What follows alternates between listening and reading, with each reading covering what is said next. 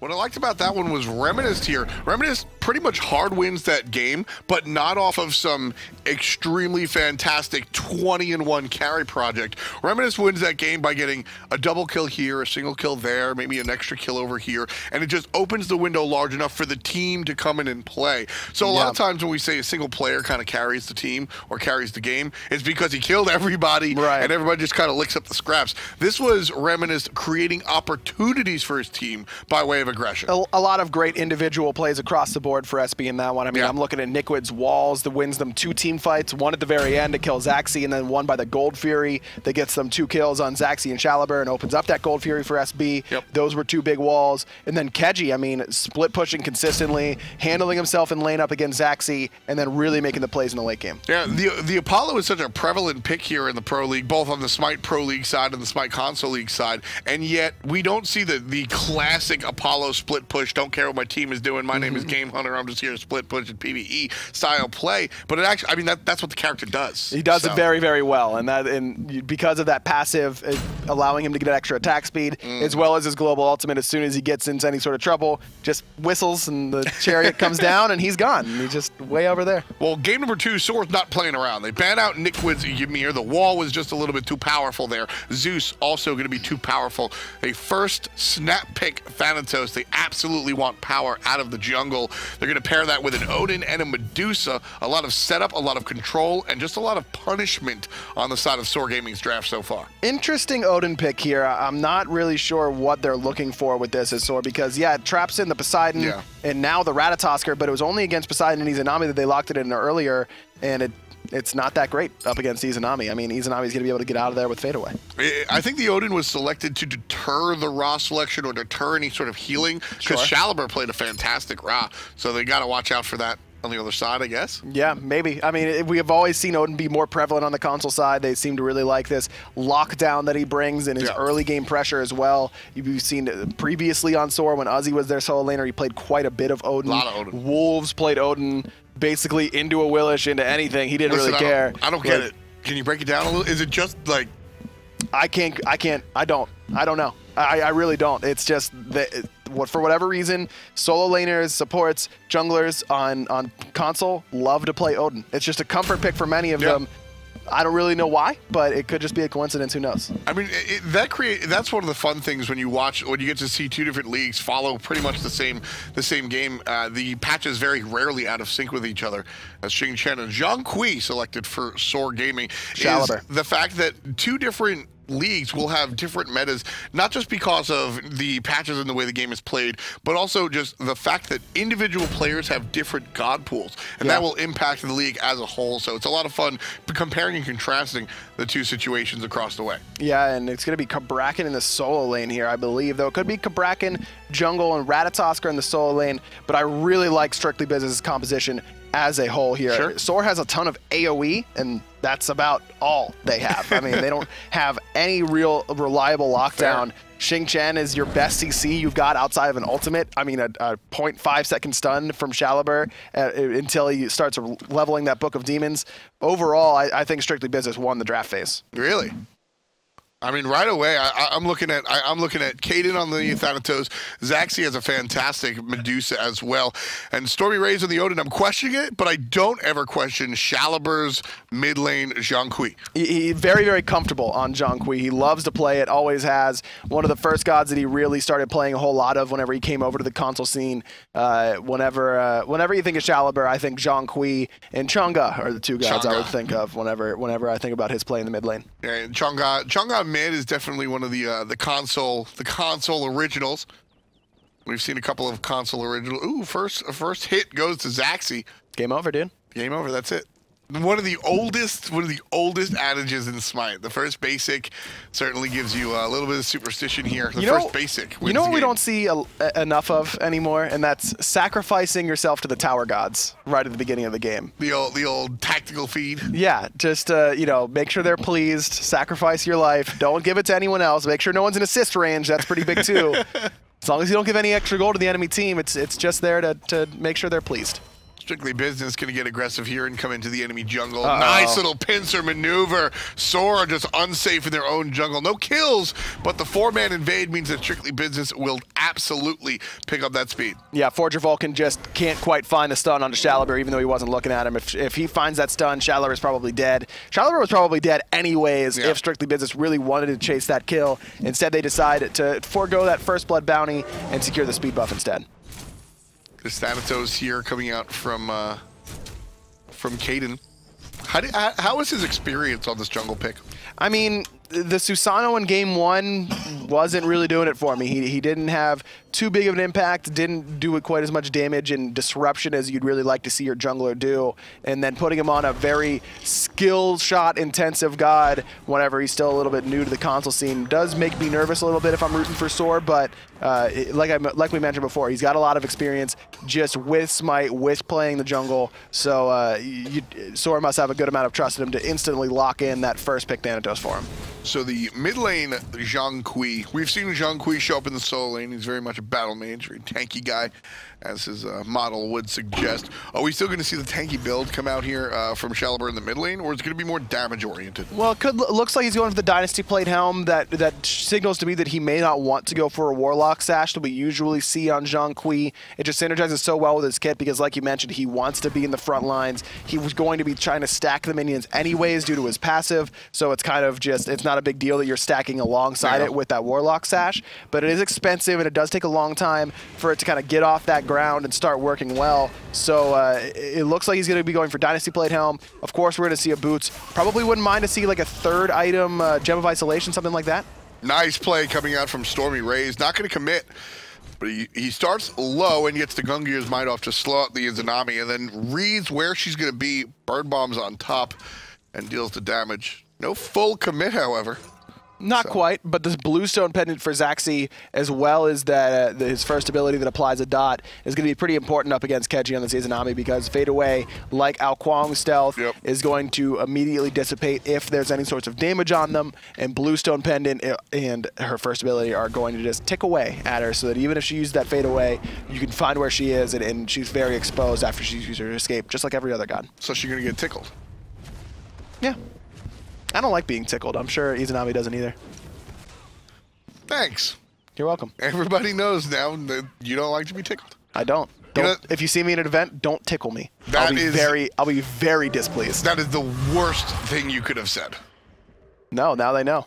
No, now. It should be assumed, but some people don't assume. And now people are going to take advantage of that. SB taking advantage of the lack of vision. I will IP ban your Smite account if you tickle me. You don't have that power. They don't have to know that, Tom. Trouble for Forger Vulcan as StormyRays aggresses on him, but oddly turns around. SoaR and Kaeydan not able to make it to the party, zoned out a little bit by this Ratatoskr here. Just going to be a little bit of an obnoxious player here, Reminisst. Just starting to help out his mid lane by way of just fear-inducing. This is the exact same strategy that we saw from game 1 for SB, is that just invade the speed buff consistently, and SoaR has got a pretty decent early game between the 3v3 of Odin, Thanatos, and Zhong. I mean, we do have Ratatoskr and Poseidon for SB, but if you can make sure that the Book of Demons is opened up by SoaR, he's got so much extra protection that the Kraken isn't going to be nearly as impactful against him. You could really be taking some of these fights, I think, as SoaR, but because of the pressure that Nickwood has had in that solo lane, MedievalDoc hasn't been able to rotate over, and that's why you see these speed buffs really going pretty easily in SB's favor. Yeah, I'd like to see more fight coming out from the guys on SoaR. I absolutely think that they can take some of these engagements that they're opting just to walk away from. Now, the first one, it was a 2-on-4. All right, you walk away from that one, I agree. But when it's a 3-on-3, I don't know about that. StormyRays jumps away. Forger Vulcan up into the dragon form, still trying to find it, but now he's blocked off from the rest of his team. His jump is down and he can't get back. The Kraken right on top of Kaeydan. He's already up into the sky and right back down. Finds the execute for the first blood. Forger Vulcan falls. Watching that exchange, you ever hang out with your friends and one of them does something really dumb and everybody else just sort of watches? Mm-hmm. So the ring comes down and you see the support player jump forward, Forger Vulcan goes for it, and you see his two teammates on the other side of the fence just like, good luck, buddy. Well, there's no way we can help you. You see all of the abilities come out, the Kraken, and unfortunately Forger Vulcan just falls over. Just a little too aggressive there. thinking that his team can follow up when they actually can't. Now that opens up the speed buff invade for SoaR to take advantage of. They finally take one away from Strictly Business. Fire Elemental still going the way of SB. Still going to say the purple team because SB, they got a purple logo, but yeah, SoaR is also a purple team. So that would have been a little confusing for the viewers at home. Good thing I didn't say that, huh? So that's interesting because I frequently refer to I like to find many different ways to say things. I think that's one of the important things about commentary, so that you don't say the same thing over and over again. Shouts to the guy that's going to link me something that I say over and over again, because we all have those one. Yep. But so Strictly Business here, I like to refer to teams as their color. Strictly Business, they're purple and white, but SoaR are they purple and black, or are they purple and white as well? I think they've got both. Yeah. But purple and I don't know. It's definitely purple. That's the big one. But I mean, their logo's white, so they would, I guess, purple and white would be the two. You know what I think we should do? Instead of calling them by the color of their jersey, we should just go with SoaR. SoaR General's hair changes color like every month, so we'll just call it General's hair color. Right now, the blue team here, SoaR Gaming. What if he changed it? Oh man, I think it's blue. It was pink last time, and then it was green before that. Jason likes his different hair colors, man. What do you want him to do? Shout outs to General. It's really, I really like to see the organizations really associate with their teams. Right now, nobody's associating with Mr. Teep. He's just gonna fall over. Gone. Kaeydan just what was that burst? Barrel busts him right there with that death sight. That's what it was. Dark Portal opened up underneath Chalibur. Does a little bit of damage, but not quite enough to make SoaR retreat. That's a play. Yeah, that was a nice cage there by StormyRays, setting that entire thing up. Kaeydan looking much more comfortable so far on the Zhong than he did on Susano. Or the Thanatos, you mean, rather than the Zhong. Yeah, thank you. And to be fair, Chalibur also. I mean, he looked pretty good on the Raw. Yeah, he did. He had a strong game on the Raw. The one glaring mistake was getting picked on that left-hand side after the Tier 2 tower siege with Fire Giant, but the snipes were pretty good, and his positioning was pretty solid as a whole, but you know he's going to be comfortable on Zhong, his signature god. Exactly. Coming back to that conversation about SoaR, we're having a good time giving General a shout-out, but at the end of the day, SoaR, I'm really impressed with how well they've interacted with their Smite teams, plural. They have one over on the PC side and here on the console side. I mean, you played under them. It's very, I like to see the interaction come out from the organizations, especially a big org like SoaR, to see how willing they are to really just become a part and embrace the Smite community. I mean, the Smite community is one of the best parts about the game, right? It's so much, everyone is, there's so much personality, particularly on the console scene, that it's pretty easy to just kind of find yourself getting sucked up into it and wanting to be a part of it. I really hope Strictly Business, adopts the same sort of mentality where they're very close to the scene and everything. Being able to just see those big names come through to the scene is really strong. SB here going to look for the counterattack onto the objective as SoaR look for the Gold Fury. Still not leashed, very low. It's taken away by Strictly Business. Big plays coming out of Reminisst out of the sky, and that's going to disrupt everything. Here comes Nikwid, just ground pounding away, and Forger Vulcan going ahead and picking up Chalibur for the kill. SoaR just not respecting that global pressure that Reminisst can bring in again. MedievalDoc gets out-rotated by Nikwid. Nikwid actually looks like he uses teleport to get there, and MedievalDoc did not have his available, but SoaR has to know that. SoaR has to know that Nikwid has teleport and Medieval doesn't. They have to know that Reminisst is going to be there with that ultimate, and they just don't respect the amount of damage. Kraken secures it for SB, and they get a kill on top of Chalibur as well. That to me is, I think that SoaR have a little bit too much experience on their roster, just between mid, support, and hunter, to make that mistake. There are certain abilities that you just don't go for the Gold Fury off the top against. You're looking at Zeus ult, you're looking at Ra ult, you're looking at Thoth ult, you're looking at Kraken, you're looking at Thor ult, and you're looking at Ratatoskr ult. I mean, these are the abilities that you take a mental check of, because Reminisst coming down from the sky into Mr. Teep's ultimate, that's all you really need to disrupt a 5-man push. Especially whenever you've got this sort of lineup, but what's your Gold Fury secure against Kraken? That's the thing. Death Scythe, Petrify. I mean, it sounds like you're joking, but you're literally pulling off the top abilities. Right. Those are your best options to secure a Gold Fury, with Exorcism, with a tag. I mean, you don't have a whole lot. Nothing is going to be able to contest that Kraken, and it's certainly not. I mean, if SoaR there is trying to pull the Gold Fury and bait a response from SB, great, and I like that idea, but you got to get off of it right away. As soon as you get any sort of indication that SB might possibly know, you have to get off the Gold Fury. They don't, and they lose it as a result. You got to leverage your team, your individual draft, your individual players even, right? Yeah. And when it comes down to it, the Apollo, right? We saw an Apollo last game, and he did what Apollo does. Any hunter can sit there in lane and fight and make rotations, but only Apollo can go ahead and do the split push that we saw. And so that's a team really utilizing their specific draft. SoaR right here with this draft, there's not one specific strategy it points to, but it certainly doesn't point to objective secure. You have to realize that that's not really what your team does well, and just back up. The draft for SoaR team fights well, and that's exactly what they want to do. Like I mentioned in game 1, they get one 5-on-5 team fight and they win it hand over fist. So they draft this team fight composition, but you have to team fight as 4 or 5 with this sort of comp. Kaeydan locked in there by Nikwid, goes immediately up into that hovering death. Reminisst looks like he wants to chase him down. Could be looking at StormyRays. In fact, not going to be hitting anybody with that one. Yeah, Reminisst going to land in between 2 players and Field do goal a bunch is of good. nothing. Nailed it. Just splitting.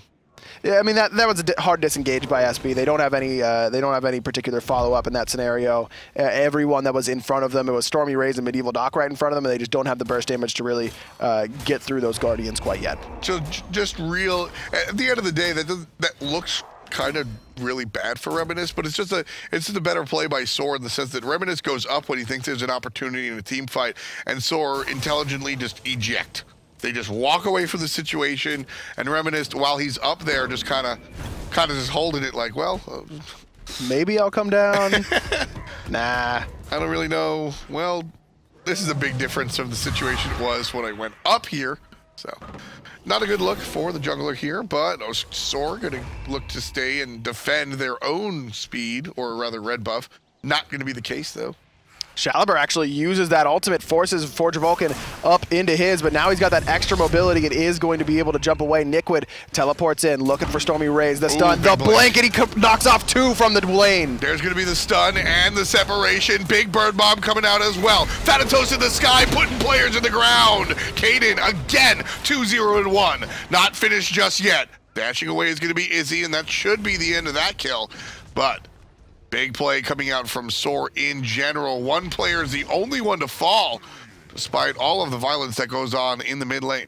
Great ultimate there by StormyRays, locks Reminisst in, and then Kaeydan, good patience from him as well. Waits until that dash from Reminisst is on cooldown. Reminisst looked like he had his Aegis, could have potentially baited that out.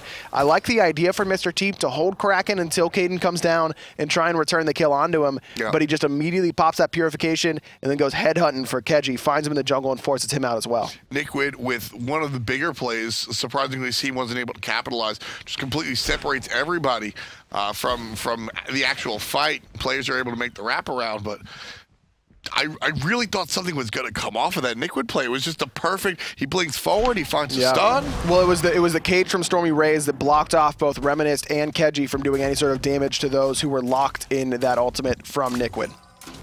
Zachsy over here, going to secure the vision on the Gold Fury. Earlier, we kept seeing teams try to force it. Not going to be the case, not going to be able to pick it up. Got to give shout out to Zachsy in that last fight as well. That petrified directly onto the 2 targets who were left alone and blocked off by that cage. That's what sets up that execute possibility for Kaeydan onto Reminisst. Good recognition from Zachsy, understanding that 2 of the backline targets are cut off from their front line because of the cage from StormyRays. So SoaR here, just approaching our 15th minute. Trailing by an irrelevant amount of gold. Tied up here for all stretches of the imagination. 3 kills to 1, as SoaR do have a lead in that regard, but other than that here, Ryan, players really looking for an opportunity. Gold Fury respawned about a minute ago, and so while SoaR have the vision on it, we'll see a teleport show up from them as well, and they'll be able to start the objective. But Forger Vulcan, he has eyes on it. And again, no secure possibilities for SoaR. They've got to take this team fight. I think Reminisst up into the sky. Forger Vulcan as well pops into that dragon form, and you can see the immediate retreat from SoaR. Reminisst still was thinking about going in, waiting it out, is going to land down on a StormyRays, but an irrelevant amount of damage onto him. Kaeydan around the backside, huge petrify from Zachsy as well. Nikwid trying to zone away the team, but StormyRays zones away everyone else, courtesy of that cage. Forger Vulcan, nowhere to go. Up, down, Kaeydan puts him in the ground. That's exactly what Caden's looking to do. Nikwid's going to go the same fate as well. Big stun, but Zachsy makes sure he can't escape. Gold Fury's picked up by SoaR. Thanatos, Kaeydan looking for some blood, not gonna find it. Here comes Izzy. He's gonna be chased out by Kaeydan. Chases out the dash, up, down, out of the Odin, and there it is. 5-1. Read the kills. A SoaR pick up 2 in that exchange, and they'll stretch their gold lead by about 1,000 even. So they start to something big. Every single engagement where the initial, you know, ultimate or the first target for SB doesn't go right, their team fight has fallen apart entirely. So if I'm SoaR, I'm just baiting around objectives, waiting for Reminisst to go up into the sky, waiting for Forger Vulcan to jump in, and then just backing up. Because clearly SB has one plan, and if it doesn't go right, they are struggling to recover from that. And that's what we typically see from these newer teams, these Challenger Cup teams that are just coming up from relegations. It takes them a little bit to get that adaptability, that to be able to make their plans pretty malleable and be able to change on the fly. Their execution is great if it works out initially, but they still have yet to kind of develop that ability to move and change plans as necessary. So with that in mind, I actually think I prefer the Vulcan over here for Mr. Teep over the Poseidon. Poseidon has the bigger impact abilities per se outside of the ultimate, but they're on a little bit longer cooldown. You drop the whirlpool, and that's really all you can do. Vulcan drops the turret. He has got the meatball, very low cooldown on the backfire. So SB can go for their original play, set up Mr. Teep for the ultimate, and if the game and the fight is still going to continue, you can still look for the knockup and the damage out of the backfire. Turret is still going to chug along. There's a little bit more extended opportunity there as opposed to an all-in type character like the Poseidon. I agree with you. We saw how many times did Forger Vulcan use Blink Cataclysm in both Shaliber and Zachsy beads, but they still get hit by that Vulcan ultimate because of the willingness to full commit on the initial call from Strictly Business. So, yeah, I think I liked that play a little bit more. Poseidon just not working out here. Strictly Business at the moment, who are wrapping around, trying to find some sort of angle onto SoaR as everybody's located looking for this portal demon, but it's going to be SoaR that find the angle instead. Transferring over to the right side, all chasing Reminisst for the most part. Nice double flip, and that's going to be the double root as well. Ultimate is going to take down Nikwid. Doesn't even need the Thanatos ultimate. Instead, he'll get juked as Shaliber takes out the enemy. 2 players dead on the side of SB so far. Jumping forward to be StormyRays, drops the ring, and 2 players are stuck. Keji still trying to find an exit. He won't be able to. Zachsy picks him up. Mr. Teep falling very low, forced into the Aegis, but Keji comes right out of the jungle and hits him with that death sight, securing the kill for StormyRays. Forger Vulcan jumps in place there, trying to get the stun, but he kills himself in the process. Deicide going the way of SoaR, and again, it's their engagement that starts it off well in their favor. That doesn't go Strictly Business way right off the bat, and they are not able to recover. Tier 2 tower falls. Fire Giant next on the list. So right now it's a 4,700 gold lead. That is undoubtedly going to expand here. Not only will the players pick up a couple of hundreds of gold from this fire portal demon guy. Portal demon. I refuse to believe. Demon. I refuse to believe. Fire Giant, Demon, Portal, Bro Man, Boss Guy, Giant. That is the official title. Okay? Could you make that into an acronym for me? FGAE, no. Cool. So I do not agree with SoaR's decision to go for the Portal Demon in that situation. They get the Deicide. They want to back and do the Portal Demon, then come back and do the Fire Giant immediately, but you can see everyone from SB is respawned, so now they have to team fight. Luckily for them, it seems to be going well. Teep already falls to the hand of Shaliber. Nikwid here with Reminisst, but he gets dunked on by Kaeydan. Great silence right on time, interrupting that Tremors from Nikwid, and the Dark Portal can't quite find a home from Keji. Teep gets picked off without even using his ultimate there. You gotta love watching SoaR. All 5 players peel off the tower to go look for the kills. Usually it's 2 or 3 players while everybody else kind of does their job. Nah, SoaR all want kills in that column, so not gonna be the case this time around. Both towers fall down. Does your tower kills show up in your KDA? No. No. Exactly. It's rough. They should. Structure damage shows up. Yeah, but not in like the score line. Like when you go in like the post-game discussions on Reddit, does it say tower damage? Structure damage? You know what? I hope they change it. I hope they add structure damage just to make you look like a forehead. I mean, I look like a forehead anyways, let's be real. I mean, what do I always say in chat? What do I always say in chat? Aggro is the forehead IRL. That is the go-to. That is the go-to. That is the best copy pasta the Smite community has ever had. Is it because you started it? I refuse to answer that question, Ryan. I think that's irrelevant. You plead the fifth? I do. Fifth. You don't actually have to say fifth in order to plead the fifth. You absolutely have to.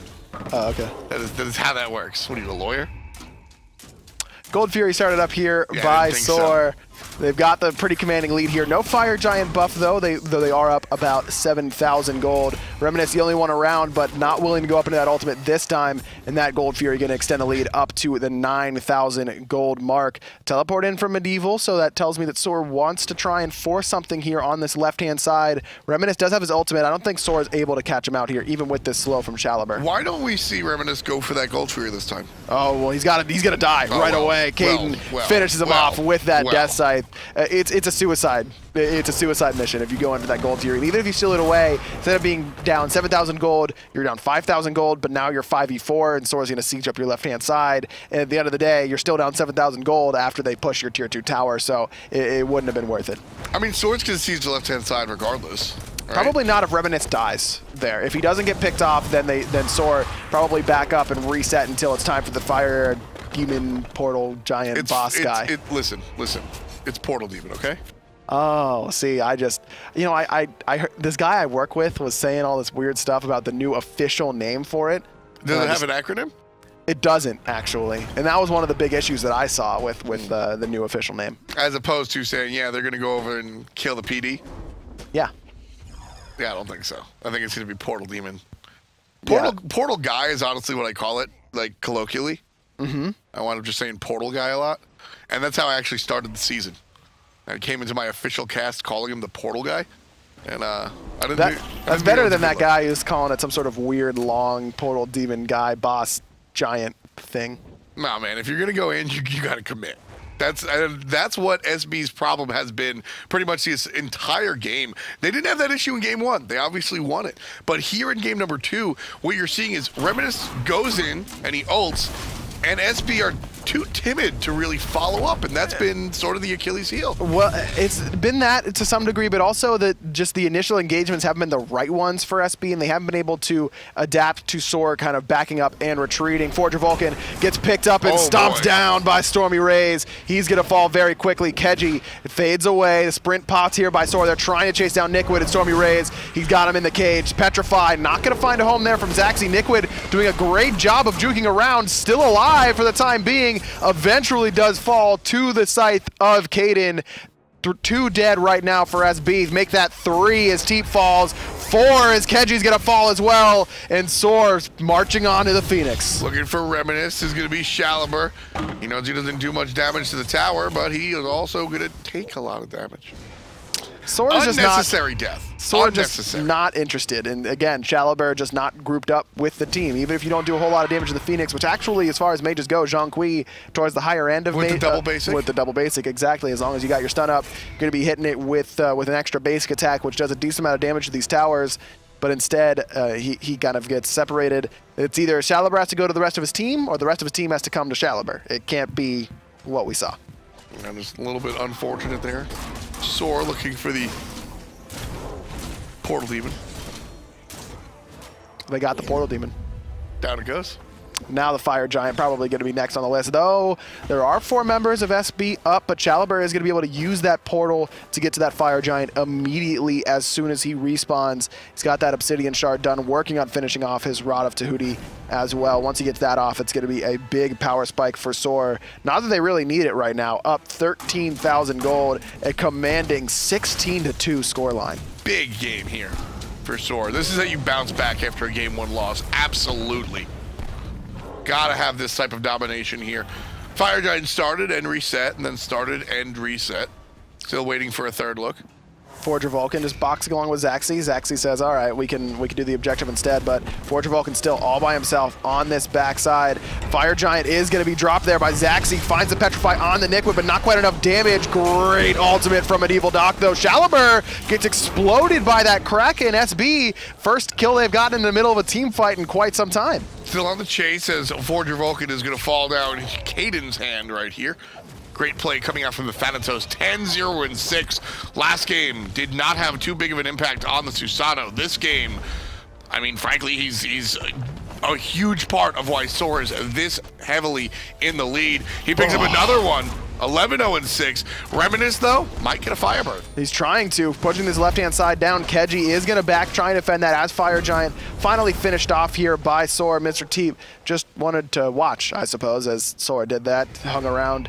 Could definitely have been using that farm that is coming down the middle lane right now. Only level 15 for the mid laner for Strictly Business. Only 3 items completed as well. That's rough. The fact that just 3 items, I mean, that's really the 26-minute mark, yeah, 3 items is just not enough to get the job done. Working on a Fatalis now, trying to get a little bit of extra survivability in these team fights, trying to be able to kite around characters like Kaeydan, though Kaeydan, of course, has that slow immunity, so the Gem of Isolation isn't going to be too effective against him. You really consider Fatalis a survivability option? Yeah. On Poseidon, yeah, it's a survivability option as well as a chase down option, but it's getting extra movement speed. It's being able to consistently put out damage as you're retreating against frontline damage dealers. All right, I see where you're coming from. For me, Fatalis always just landed in the aggro category for me. Not. I mean, I didn't build it a whole lot. It was more Transonics, you know, whenever I was playing. I'm gonna throw you out a window. That's the second time I've said that today, actually. Yeah, you threatened to defend a straight me earlier today. 10 points in the vocabulary, by the way. Thanks, guy. In any event, I meant aggressive. Fatalis seems like an aggressive option. It can be, but it's also excellent. I mean, that's why we see it picked up on Medusa so often. Zachsy hasn't gone for it in this game, but it's just so hard to lock someone down that's hitting you with Fatalis autos and juking side to side or backpedaling, and you can just, it's excellent at keeping yourself safe, but not just turning and running and not putting out any of that damage that your team needs. Right now, SoaR looking to cause some of the damage on the left side. Mid lane, Reminisst there, trying to defend against another push. The mid lane Phoenix about to respawn. Nickwood drops a really strong ultimate, but Shalaber able to walk away from it. Forger Vulcan ain't walking away from that. Kaeydan pick up another kill. Down goes the Kraken and up goes the Thanatos looking for a target. Lands on the back. Teep gets hit. Teep gets hit. Teep gets dead. Zachsy picks up 1. Reminisst is going to follow up and kill Shalaber. Here comes the fight. Ooh, Death Sight's going to miss. Big play. Big miss coming out for SoaR. And they do ultimately take the Phoenix. Zachsy going to move over, shift, and the middle Phoenix will go down as well, just pretty much to the Winions. And we'll see the shift over to the right side. Medieval has teleported back in, completely healthy here. Big shot. Way too tanky for SB to really punch through, even with the late game Izanami. Not a whole lot. It does have a decent amount of penetration in that build, the Ichabod, the Aussie, the Executioner, but still, level 20 Medieval is going to be able to frontline very, very well, and he's done exactly that this game. 0-0 at 18. That feels good for someone who's just trying to be an annoyance and set up for his team to do kills. That's exactly what he's done all game long, particularly for Kaeydan on the Thanatos. He's got the baker's dozen, 13 kills for him. With 6 assists as well. The Thanatos getting a lot of these dunks from the sky have been just a stun, not necessarily looking for the execute. We have seen our fair share of executes, but a lot of those ultimates have been to set up the other teammates to really make things happen. 22 kills in total. You've got 19 of them with your stamp of approval. I think that's a pretty good assessment to how much that this Thanatos has affected the team's performance. Oh, it's night and day. I mean, that's been the real big difference maker. Reminisst has not had nearly as good of a game 1 as he had, and Kaeydan's completely turned it around from his lackluster performance in game 1. It just seems to be whoever's jungler has a better game is really controlled for the most part. Though Reminisst, as good of a game as he had in game 1, it wasn't nearly as one-sided as this one has been for SoaR. Yeah, this one is definitely, there's 5 kills in total for Strictly Business. And 3 of them belong to Reminisst, who has that global ultimate and is able to really get to the back line very easily. I think that's been one of the bigger issues here for Strictly Business. As the jump into the throne room right away. SoaR aren't wasting any time. Frenzy is unavailable for MedievalDoc. Pops it immediately. They look at the Titan there. Kaeydan finds the kill on the Nikwid. Picks up his 15th kill there with his double around the backside. Reminisst able to pick up Zachsy, but he's going to get 4. He's going to get 4. Kaeydan picks up the Quadra, and he's going to end the game in style. 27-6. Ending with the Quadra kill. Fantastic performance coming out from SoaR. And that's, again, just all around that Kaeydan jungle carry right there. The Thanatos, the first pick, certainly worked out in their favor. Medieval did a great job of frontlining, like I mentioned. Stormy had some game-changing cages as well in the early game. We came into game number 2 saying, all right, listen, is Kaeydan going to be able to make an impact here? The first pick Thanatos, is this the right choice? He didn't have a game, he stumbled in game number 1. Well, I think he answered the question. Well, he certainly did. He had a great game on that Thanatos. Starting over in game number 1, though, we saw a couple of fantastic plays coming out from pretty much everybody across the board on both sides of the table. I think both of these teams had a decent game, in all honesty. I agree with you. This was a pretty close game, but this is where it started to turn into strictly business's favor as Keji finds a couple of big crits. 1, 2, 3, and puts MedievalDoc down. That was the one. You look away for half a second, and just things change. And just like that, big changes for StormyRays as he gets controlled by Nikwid. He's able to be taken down, and this is another one of the big Nikwid plays. We talked a lot about this guy, just wall, freeze, wall, done.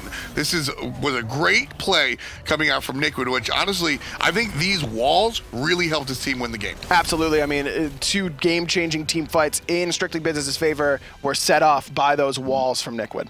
Yeah, and then game number 2. Game number 1, we talked a lot about, well, this player here, this player there. Maybe this guy had an impact. Game 2 just had Kaeydan in big block letters across the middle of the screen. I mean, he just did it all for SoaR. Like you mentioned, wasn't necessarily using that ultimate for execute every time, though he did find a couple key ones in the early game. Look, just so much damage he provided for the squad. Listen, I love this character, Thanatos. I've played it a lot, sure, but I watch it a lot. The knowledge that Kaeydan had for of this character, he waits out the Kraken to make sure that he's not going to get in trouble. Right in the clip that we saw beforehand, he uses the Death Scythe to slow the character that he's not going to catch up to, ensuring that he gets that double kill. Here, it's late game, he's looking for the execute. So he's going to hang out a little bit longer, can't find it, and then goes directly for the squishy mage that he can to obliterate. And here was the Quadra kill right at the end. Starts it off with the execute, and just the positioning was on point, and SoaR, again, just draft this team fight composition and then out team fight you every single time in this game. Just fantastic performance coming out individually from Kaeydan and SoaR, able to capitalize off of the top, finding themselves with a win, strictly business under their new banner, get a win themselves. It's a split between these two teams. We're heading into game or set number 2.